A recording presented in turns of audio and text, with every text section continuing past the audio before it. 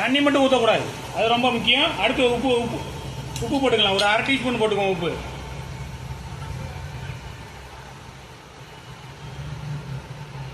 ஒரே ஒரு கொதி தான், ஒரு கொதியில் வந்து இந்த சட்னி வந்து முடிஞ்சு, அவ்வளோதான். லைட்டாக கொஞ்சம் பச்சை வடை போயிடும், சூப்பர் டேஸ்ட் இருக்கும். அடுத்து நம்ம கோதுமை தோசையை உடனே ஊற்றிடுவோம். எடுத்துகிட்டு தோசைக்கல்லை நல்லா வச்சிட்டோம்.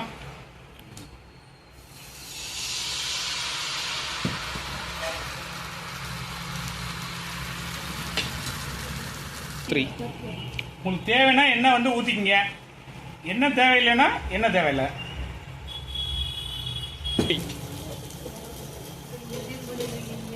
சூப்பர், அழகாக திருப்பி போட்டுருவோம். இப்போ நல்லா சூப்பராக தோசை ஊற்றிட்டோம்.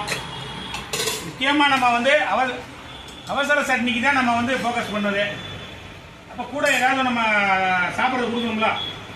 3 பேருமே சாப்பிடுங்க, எப்படி இருக்குன்னு சொல்லுங்கள். நல்லா இருந்தால் தான் சொல்லணும். வேகமாக பத்தாது, டைமிங் பத்தாது, வேகமாக சாப்பிடுங்க. நல்லா எடுத்து சாப்பிட்றா சட்னி.